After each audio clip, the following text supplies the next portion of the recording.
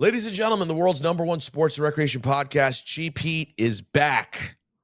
Happy Juneteenth, everyone. You might be hearing this on June 18th. You may be hearing it on Juneteenth. Federal holiday. Now, I don't think any of us are directly impacted. Now, SUG, you are. Court's closed, right? Yeah, courts are closed, so day off. Listen, you were taking it anyway. Yeah, I mean, come on. You were taking, and by the way, I'm not saying that as a homage to Greg's legitimate pro-blackness. I'm just saying it to his homage to take vacation when the opportunity knocks. And look, let's be honest, right? Juneteenth, specifically, like the law refers to June 19th. But I mean, there's a June 13th, June 14th, a June 15th. You get it. It's all Juneteenth, really. It's a great point. I think the date is June 19th, though. You can't just take the 13th through the 19th. But I mean, you could. You should. It's a great point because they didn't specify is what you're saying. They didn't. They just said Juneteenth. Now, Dip, just for the record, so we can get this out of the way, if you need to cough like that again because you're coming back from your shoot sickness, don't look away and cough. Hit the mute button on the bottom of your screen. I didn't know. I thought the mute button would disrupt the audio. No, it'll just watch. Just try it. Try it right now. And then you can give yourself a cough with a cinch. Let me see. You hit me. Yeah, look, nothing. Perfect. Pretty good. Yeah, Dip is back. A lot of people were worried about Dip. He is back. He's with us. Recovering from whatever he contracted at Dipper-Lago. Very unfortunate. Something happened. It's unfortunate that we shouted out all those people and then one of those ne'er-do-wells did that to Dip. Oh, hey, Maya. Is it possible it was MJF? I mean, he hurts people. Does he infect people? He's a scumbag. He says he's a scumbag. He's a our scumbag that infects people. Yeah, he infects people. Yeah, I wonder who it was. So many greats and near greats that it could have been, Dip. You realize that? Mostly greats. No. I would say if we're being completely honest, Dip, let's break it down honestly. Mostly near greats. Oh, no. Yeah, no, mostly. Come on, being realistic. A lot of shots fired there. Mostly greats. You had 200 people at your house. I mean, it was mostly near greats. I mean, and then you had some greats. There were some. I mean, compared to the average person. Thought you were talking about the greats. Oh no, the greats were great. There were some greats. There's some greats for sure. Percentage wise, would you say it was like 20% greats and then most 97% greats of the greats? No. Just in general. No. It was. I would say it was 90% near greats. 10% greats. 10% greats. That's really wrong. 20 greats is still. You don't know who you're bumping elbows with. True. But if you don't know, doesn't that make them likely a near great? Yeah, pretty much. And by the way, in the eyes of some unfortunate others, I was also a near great. You think so? By the way, how about this? In the eyes of some of the people there, Ron Killings was a near grade. They don't know. Some of these people do not know. And with that, let's make that our jumping off point here. The rumors have been swirling that Ron Killings and John Cena will get together on SmackDown this Friday. Has that been made official? It has been made official. I believe. I think I saw a graphic last night that there's going to be either a match or a face-off or some sort of confrontation, but I saw the graphic. So the question now is, what is going on? Are we getting R-Truth John Cena blown off on Friday and CM Punk in Saudi? Are we going to get somehow CM Punk doesn't end up going to Saudi and R-Truth and Cena have their match there and Punk gets pushed to SummerSlam? Dip, you're shaking your head as if what I'm saying is crazy. I think it's all rather logical what I'm saying. So please share with the class. I think Saudi gets CM Punk Cena. And the R-Truth thing is just a little bump in the road. I don't know where they go next with R-Truth. I don't know. It's the big mystery of wrestling right now, in my opinion. Where does R-Truth go from this Cena thing with the hair shaving? Where do you go after shaving the hair? It's a great question. I had to deal with. Where does he go after Cena? What happens next? I don't think that's what he was getting at, P. But well, yeah. I mean, listen, it was a big deal when it happened to me too. Where do you go? In fact, I'll share with you guys something. I'll never be doing. Ever. Shaving your hair? You Never. hope not. I'm not. No. Well, what if it's gone? You'll just get plugged. I'll be plugging and seating and crowning and doing all the thing. Listen, guys, I understand what it's like to be in a situation like this.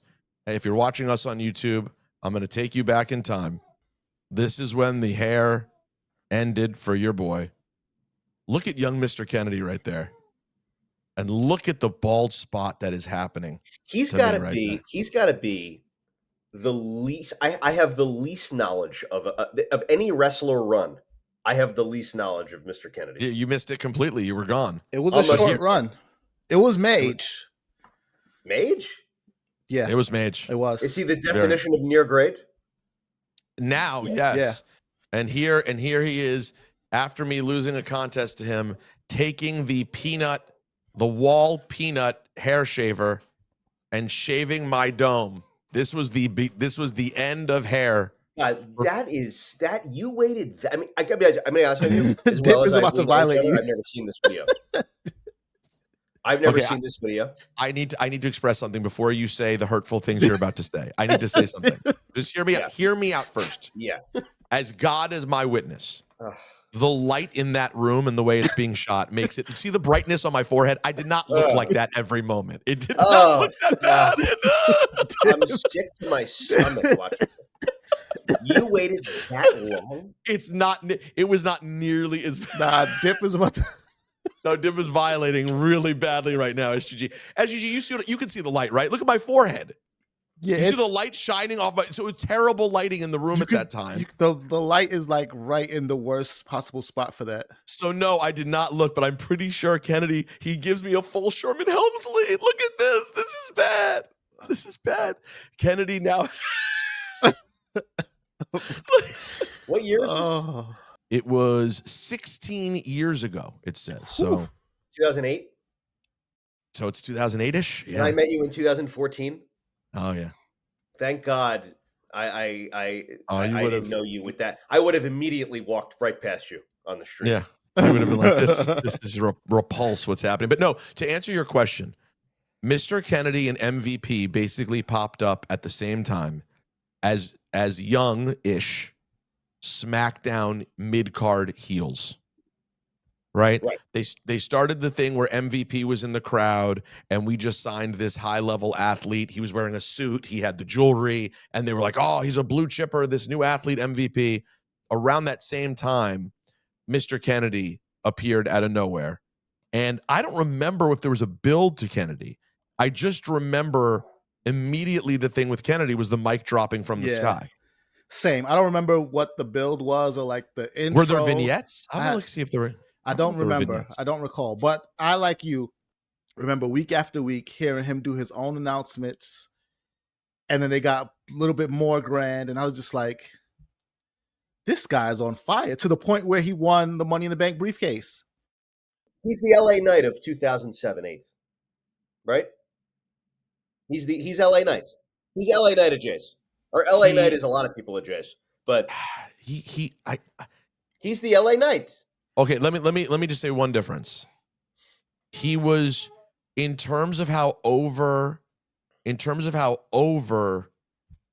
LA Knight is, I would say LA Knight is Kennedy plus.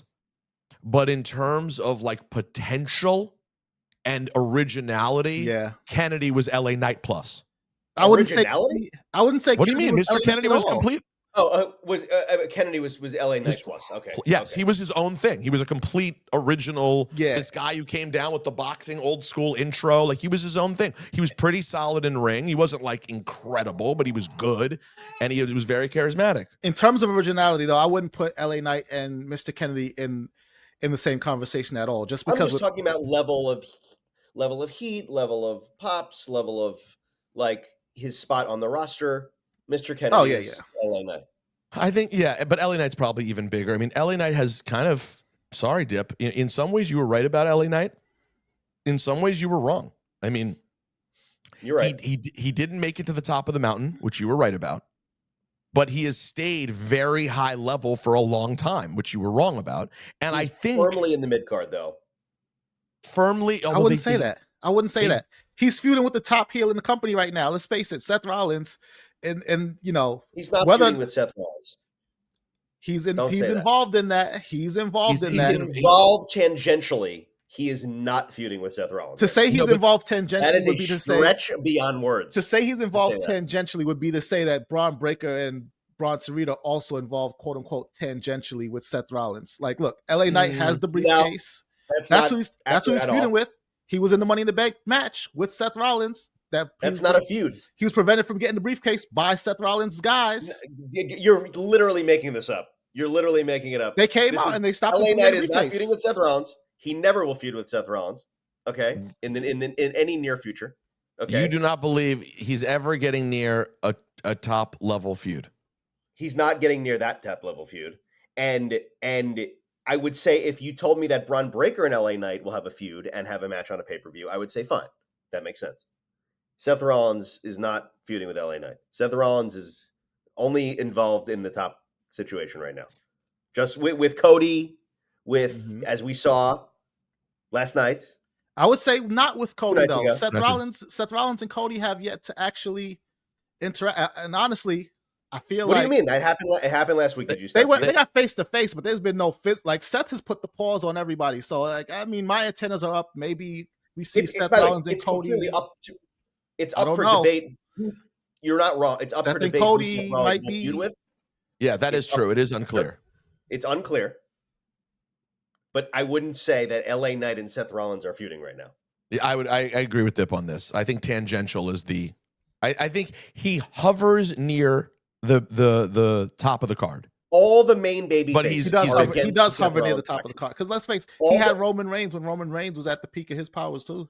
He just like he rises and falls. For 1 second when he was at his hottest, he had that moment with and by the way, I thought that moment was a little bit rushed. Didn't he get 2 matches with Roman? Was he in the Fatal 4-Way at the Rumble also? He was in a Fatal 4-Way. Look, here's the point that was correct in this conversation. LA Knight has had staying power. It is undeniable. More than you thought. More than you thought. Yeah. More than I thought. And I'm going to add one more compliment before you take him down a notch. Also, I would say the things that made him annoying to people and being really derivative, I think some of those things have been shed a bit. Like he has become a little bit of his own person naturally over time. Sort of in the way Action Bronson at first, everyone was like, he's Ghostface. But then after a while, you're like, no, he was like Ghostface, but he's Action Bronson. I feel the same way about LA Knight and Stone Cold. Yes, at first, I was like, oh my God, it's Stone Cold. Now I'm like, no, it's LA Knight. It's way more tolerable to me than it was previously, obviously. They've shed a lot of that crap.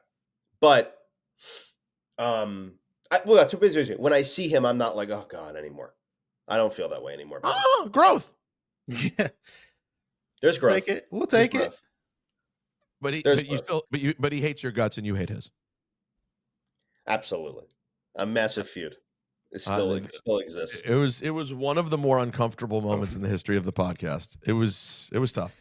That was a tough moment. What was your line? Who are you? Yeah. Who are you again? What's your name again?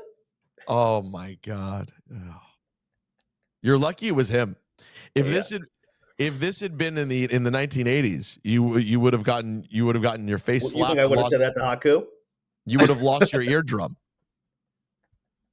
You think I would have never said that to Haku or Nasty or Jerry Sags or any of the tough guys? Who hit John Stossel again? Dr. D. You wouldn't have said it to Dr. D. No. Dr. Death? No, not Dr. Death. Dr. D. Who? Oh, he would have said it. David Schultz. Oh my God, you just said it. Right. David Schultz. Right. Dr. D. David Schultz. You did it to him again. Dr. D. David Schultz. Right. Yeah. Eardrum busted. Anyways, hilarious. I have the Vince stock up right now. Actually, oddly. You're watching again? Yeah. You're in these hotel rooms and they have these primitive. When are you going to be able to turn on a TV in a hotel from the Ritz-Carlton or whatever the nicest hotel in the country to the shittiest hotel in the country. He's right No about matter this. where you are, you He's turn right. on the TV and it's this primitive. He's it's what it's is so- this? Yeah. Like, if it's all based around the hope that you order movies, it's such a ridiculous idea at this point. How much are you making off of the buying movies in your hotel room that I have to one's push a guide buying the button? movies. I have to push a guide button that takes 10 seconds to open. The guide takes 10, and then an arrow down. One arrow down is a 2-second operation. This thing today, right now. Oh, forget it. It moves to the left. It moves to the right. I can't control this thing at all. This button, this remote. It's absolute madness. We are Where living they in getting these maddening guides? times. These guides are from 1993.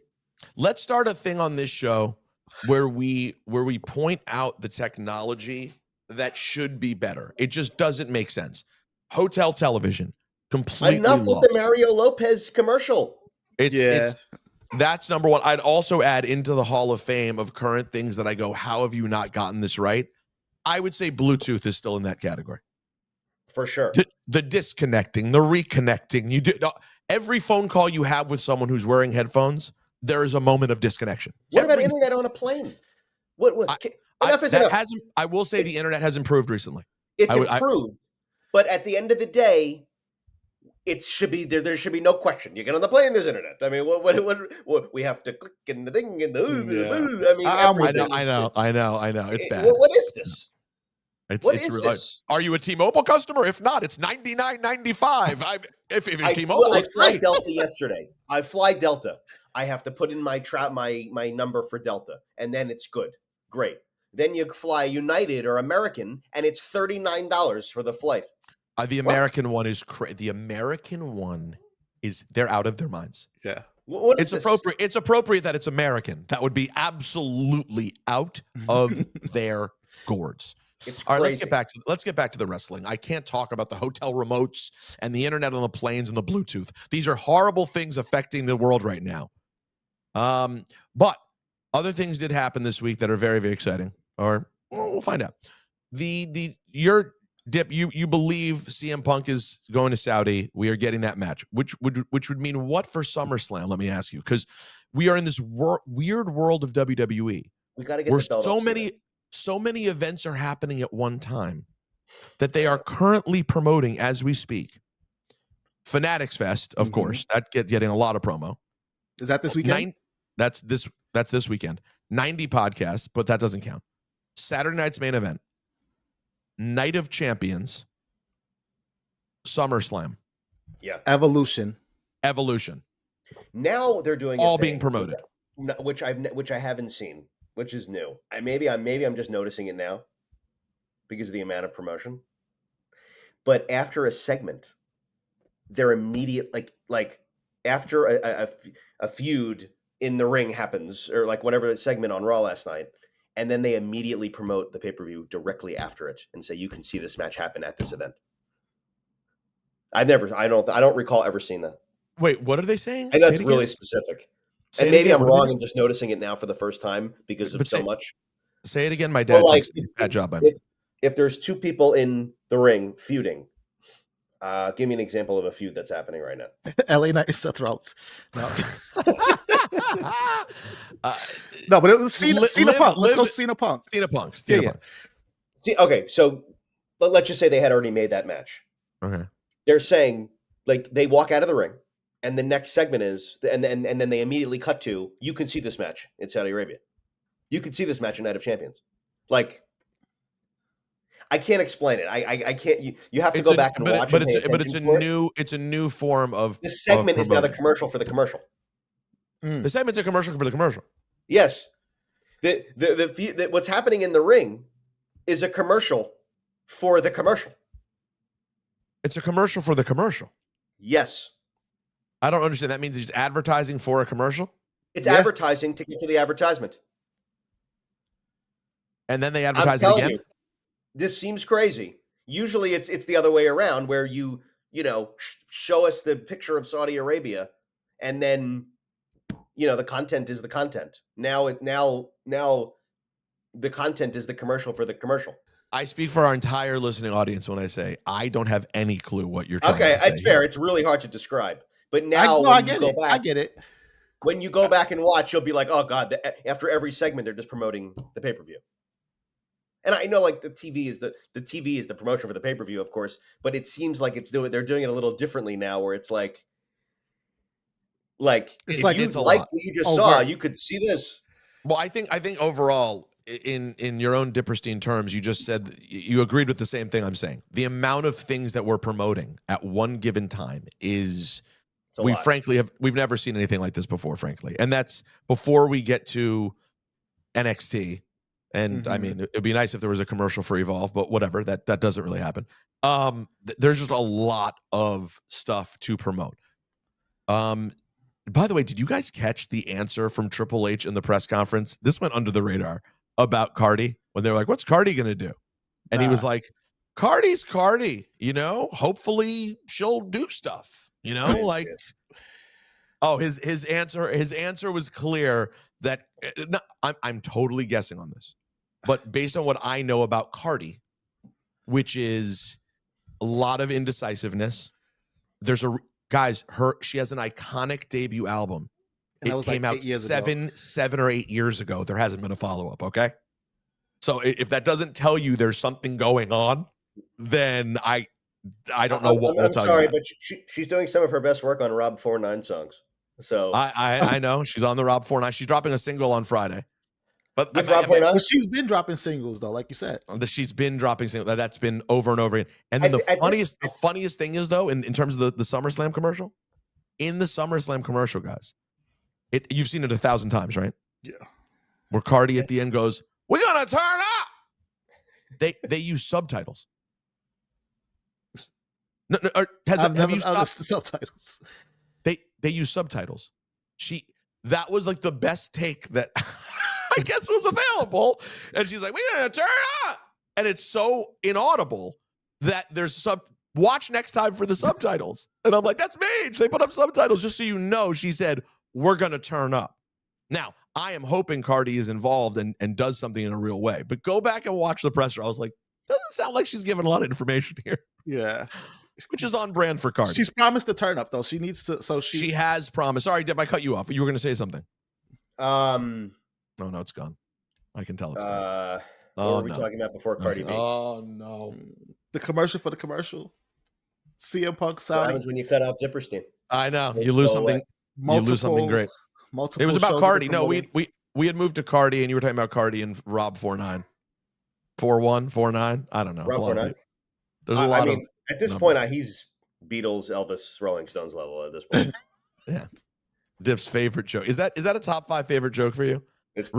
Referring to an artist who's like just of the moment and saying that they're Beatles. And they also happen to be like filthy rappers. Yeah, it has to be like totally filth, drug-driven crap. And then you say it's are you calling Rob 49 crap? By the way, I have not listened to enough Rob 49 to know whether he's crap, but I do like. Is that that's what Bleep you want some? Is that Bleep you want some money? Oh yeah. Well, I would consider that to be something like Blackbird or I Want to Hold Your Hand. Agreed. You know what I mean? Yes, I do know what you mean. So where are we going at SummerSlam then with John Cena if the John Cena CM Punk is in Saudi Arabia?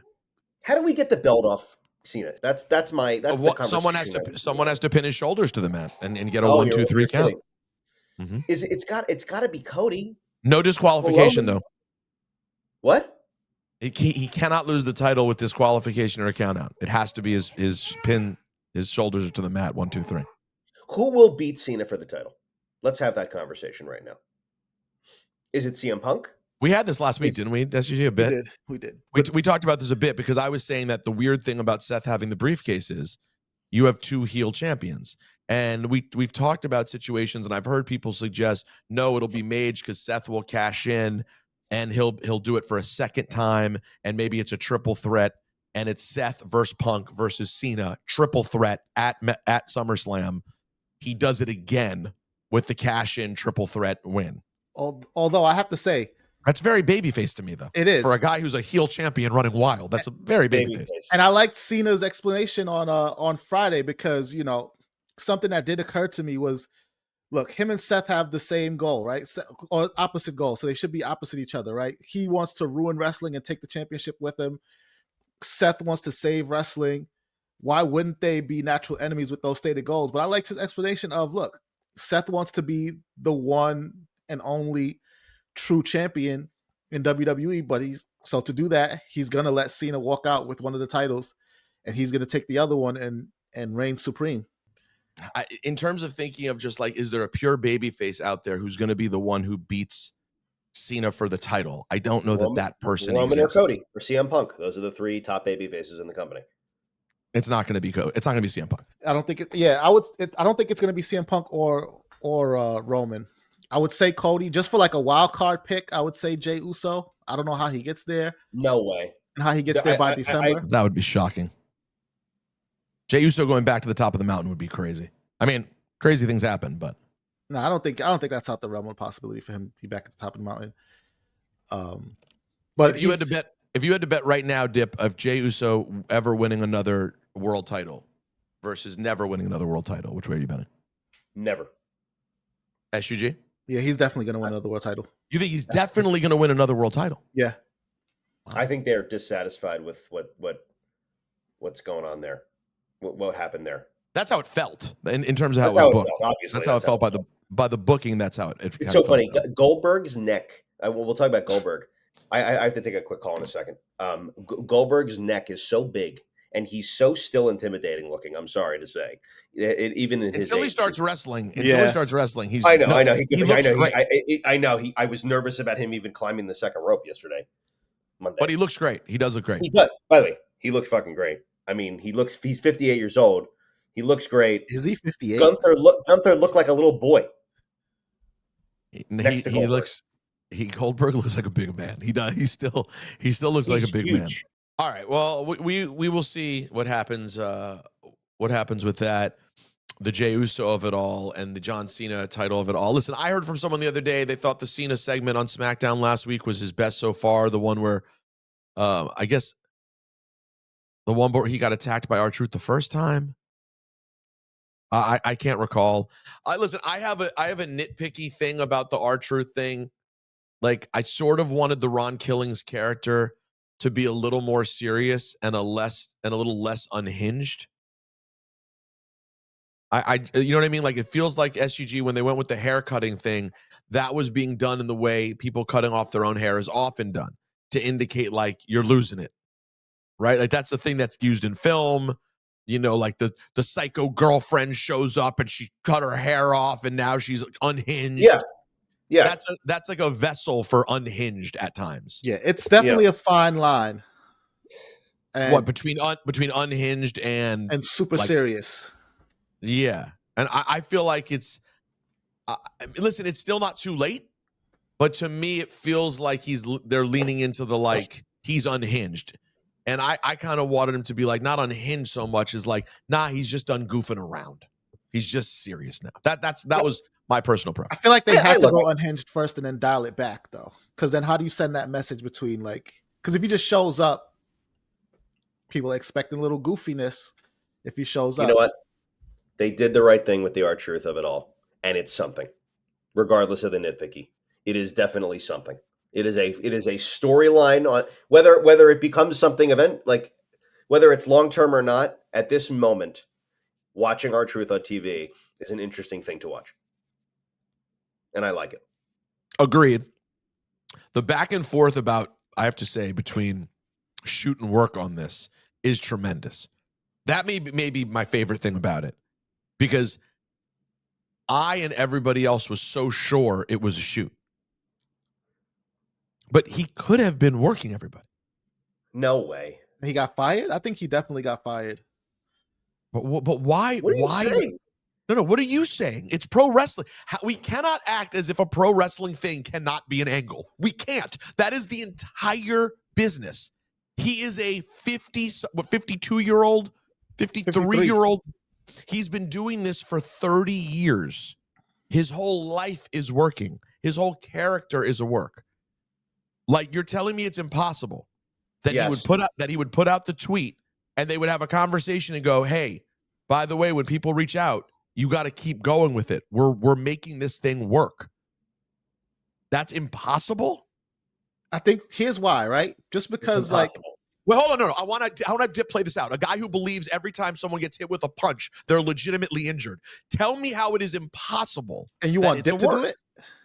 I want to let him try. He's the one who seems so sure that it's insane. Why would you be so sure this is not a work? What happened that made us sure it's not a work? I don't know. I'm gonna throw Dip a life preserver and say that I agree with him that it's not a work.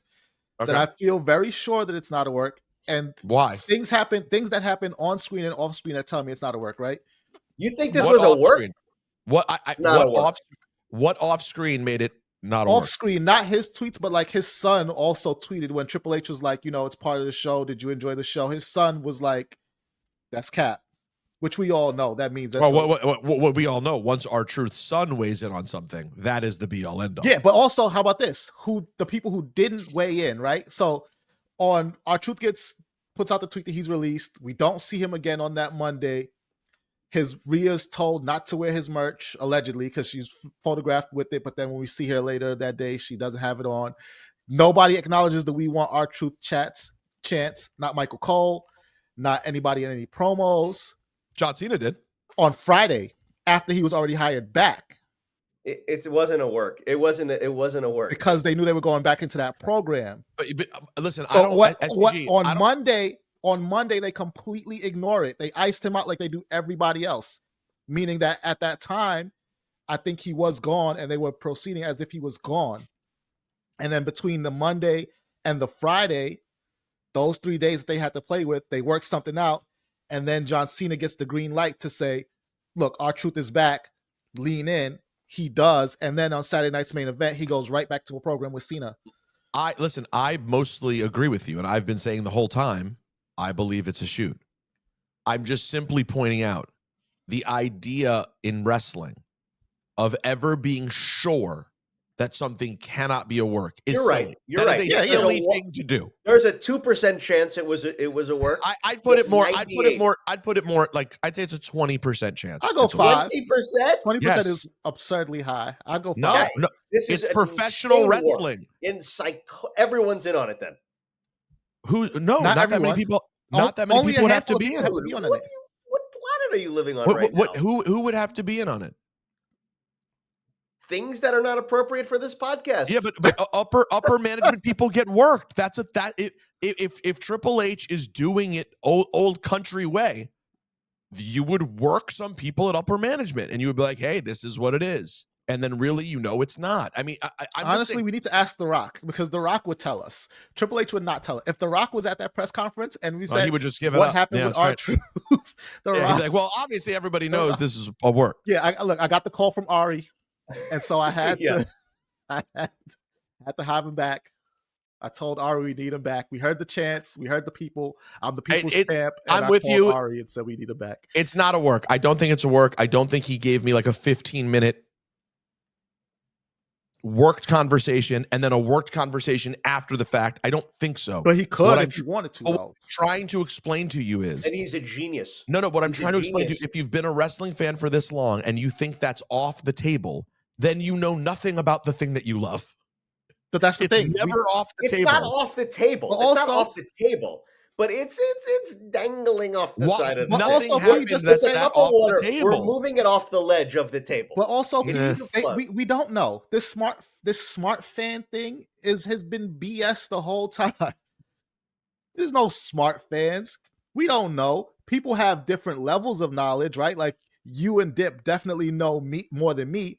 But in a situation like this, like you said, when the circle gets smaller and the information gets tighter and more controlled, there's no such thing as a smart fan, especially in those situations.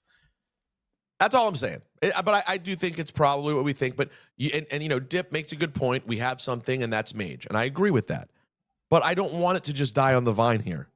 I don't want it to be all they went for was the initial pop and there's no follow-up. And I think there's a lot more legs to our truth as serious truth. And I'll push back on SUG too. You said how would you have done it? It would have been all in how he did the first promo. The first promo didn't have to be standing on a table and cutting his hair off. It could have been Dark Arena standing in the ring, hood on his head, talking more serious. It didn't have to go the way that it did, and maybe it'll turn out great. I just get concerned about the cartoonishness of the craziness. That's all. What they should be doing with R-Truth right now is making him the truth teller, and his character should tell the truth about like how the internet or whatever, the fan base, the WWE universe feels about certain people. Love it. Yeah. So like now you're onto something. Yeah. He's serious now, and he speaks the truth, and he's going to tell you what's up.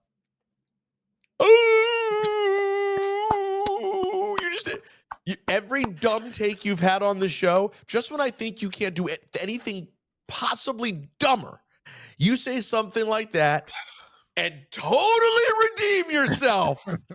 Wow. He's going to tell you what's up. Yeah. That should be the character. And it would be it's just pipe bomb after pipe bomb after pipe bomb. And everyone's like, what's he going to say next week? That's good TV right there. Yeah. Dip, I like that. Wow.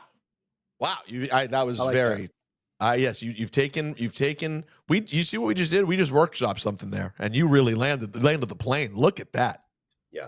And eventually him and LA Knight, they get into it.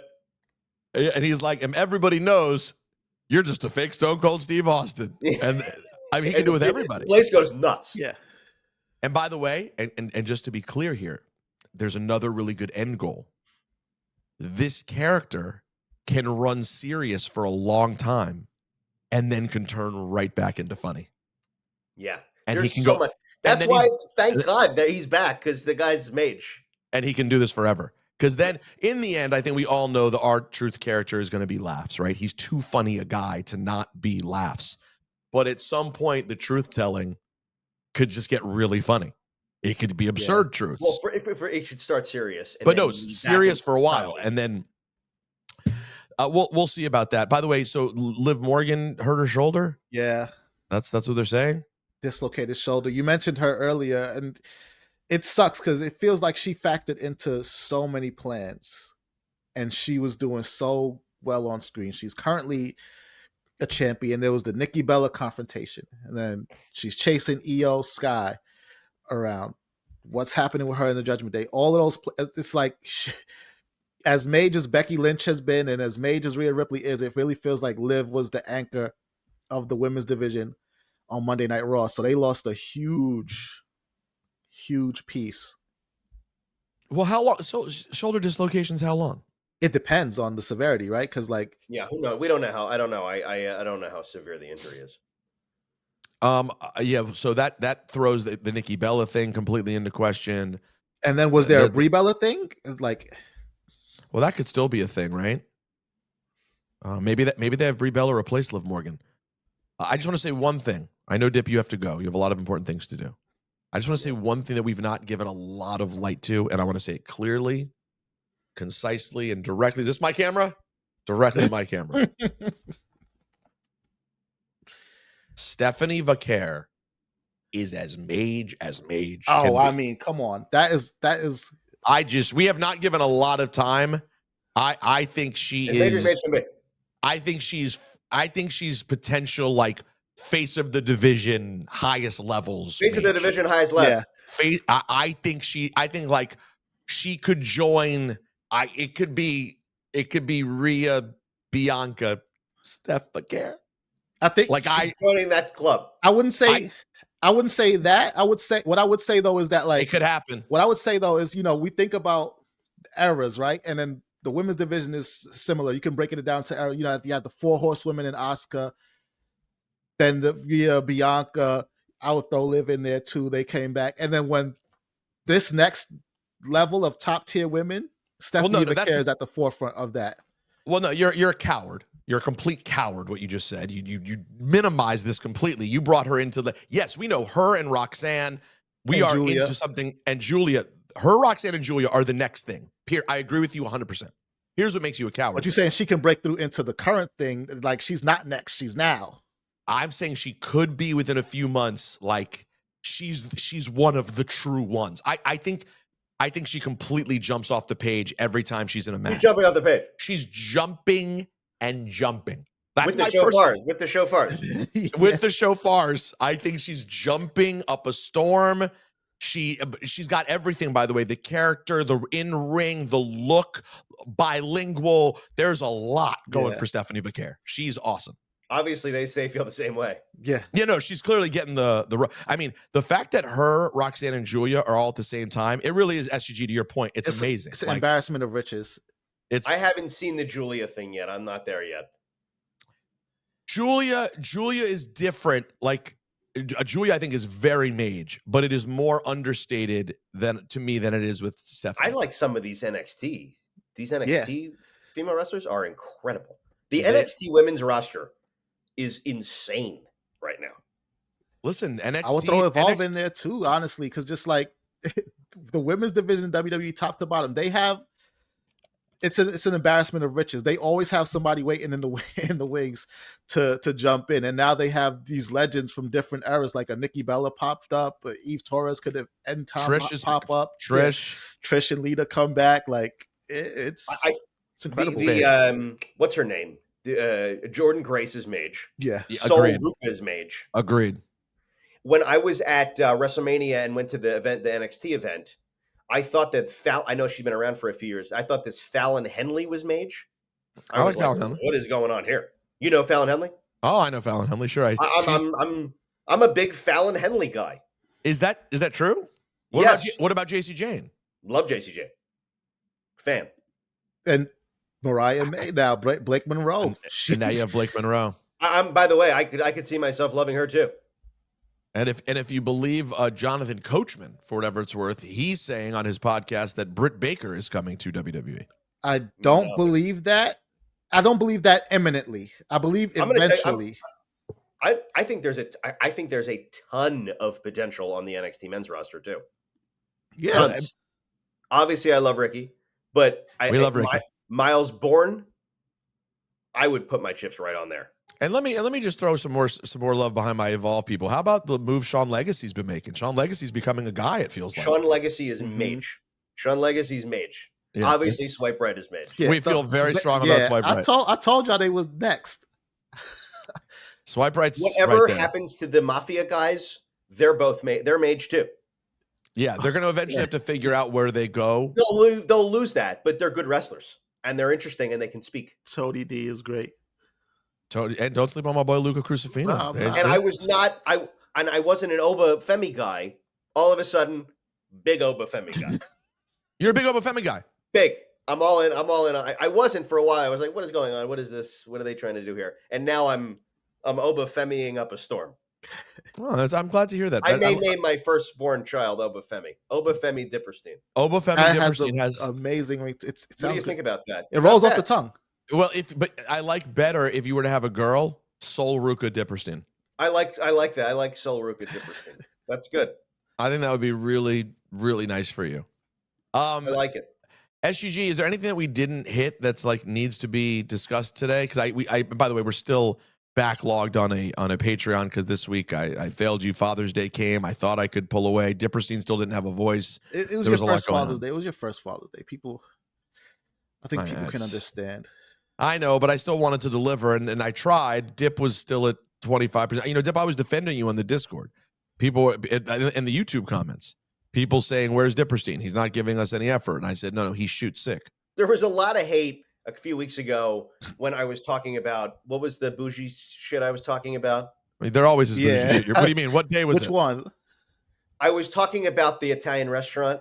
Oh yeah. Guys, let me tell you something, okay? Go you ahead. can give me all the shit you want about he's, saying these things. Oh, rich people. Rich. I'm not that rich. Okay, it's fact. Not that rich. None of us are that rich, though. Well, I'm not that rich, okay? But there's more important. There's more important. Well, let me see what you're going to say first. I'm making fun of these things, okay? Yes, I will do well, and it's nice to go to these places, but I'm making fun of them. I think it's a joke. I'm Philly trash. I was about to say, the better defense is Dipperstein is as close as a Jew can be to poor white trash from Pennsylvania. Okay, he is as close as a Jew can be. So you have to appreciate, but if people don't know you, they don't get that. That's true. I guess if you don't know me or you don't listen to the podcast all the time, you don't realize that. I'm Philly trash. And he's a complete fraud. And he is Philly trash. I'm a fraud. No, we don't. You want to talk about a gimmick? The Dipperstein gimmick is, it's taking the wrestling world by storm. No, we're not pulling back the curtain for these people. We're not pulling we're the Rock. Yeah, we're the Rock. We're not doing this. We're not doing this. By the way, who are we kidding? I'm rich galore. Thank you. He's back. Thank you. All right. Well, not so rich that we don't need to do a Patreon. So we got to get to that this week. Patreon.com/staymage. Let's see. Jey Uso was the mystery man, and he won his fatal 4-way for the crown. And by the way, not a thrilling surprise that they set that up as like a surprise, like a guy who's been involved in everything for the last few months. You're never gonna believe it. The Oracle did call it, though. I told you it was going to be Jey Uso. Well, you're very good at these things. I get why they didn't announce him too, right? Because how does that look? The current champion is in a tournament where the prize is a shot at the championship. It's like that makes no sense. So yeah, I see why they held it open as a mystery contender. Right. But the 4 people left in it, it's very interesting. And Dip has to go. Last thing we're gonna say. Wrapping this up. There's truffle. There's truffle French toast waiting for me in the lobby. Oh God, he's got. All right, that sounds disgusting, by the way. No, it sounds Truffle disgusting. French He has to toast. go. Oh, I literally. I'm putting truffles on everything now. Truffle makes me sick. But yeah, I do want to say slowly but surely, I do think All In is going to be quite mage. Just want everyone to keep an eye open for that. Yeah, isn't it usually? Isn't that like a cold take? No, it is. All In is their thing. I may or may not be there. But I think they only official matches. It's less are mage if you're not there. Tony Storm and Mercedes, Mox and Hangman, Okada and Omega. That's what we have right now. But when it ends up all getting there, plus I'm excited to see Max has a big match in Mexico tonight as we're recording this against Mystico. Oh. Yeah, what a bad guy. Mystico shows up. He attempts to rip his mask off out of the gate. I mean, he's a maniac, this MJF. But he hurts people. There's something wrong. There's something unhinged. There's something wrong with his brain.